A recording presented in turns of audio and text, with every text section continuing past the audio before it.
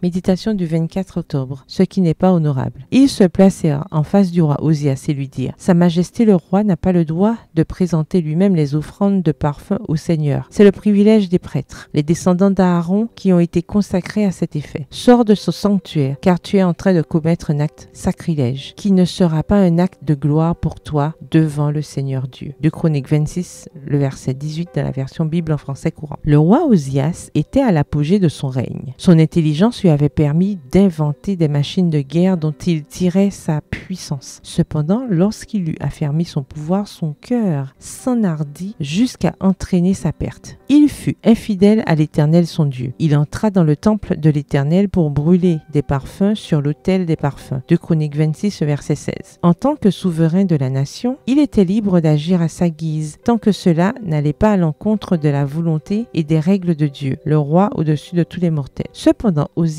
a oublié ce petit détail. Sentant la puissance de sa gloire, il pensait avoir tout accompli par ses propres forces et a défié l'autorité divine. En tant que roi, il savait très bien qu'il ne lui était pas permis d'entrer dans le temple pour brûler de l'encens. Or, il l'a fait. Lorsque le prêtre Azariahu est venu le réprimander, le roi s'est mis dans une telle colère que Dieu l'a puni sur le champ. Voir 2 Chroniques 26, verset 19. Il a vécu lépreux jusqu'à la fin de ses jours, sans trône, sans gloire ni couronne, et séparé de sa famille. Sans cet incident, l'histoire d'Osias aurait été sans tache. Ce fait devrait nous amener à réfléchir à notre attitude vis-à-vis des questions sacrées. Il y a parfois des personnes qui ont passé tant d'années dans une certaine fonction qu'elles se sentent propriétaires de la congrégation et pensent être en droit de faire et défaire les choses à leur guise. D'autres pensent que Dieu est leur collègue et dépassent les limites du respect lorsqu'elles s'adressent à lui. Il n'est pas honorable pour un être humain de s'arroger des prérogatives qui ne lui reviennent pas. Au contraire, c'est honteux. D'une manière ou d'une autre, le Seigneur nous cherche et nous réprimande lorsque nos pas sont mal orientés. Cependant, nombreux sont ceux qui laissent éclater leur colère comme le roi lorsqu'ils sont repris. Cher ami, il n'est pas honorable d'oublier à qui nous devons tout ce que nous sommes. La ruine du roi est survenu lorsque son cœur s'est élevé. Vivons dans l'humilité et l'orgueil et l'arrogance n'auront pas de place dans nos cœurs. PS, heureuse dans l'humilité. Bonne journée, que l'Éternel vous bénisse.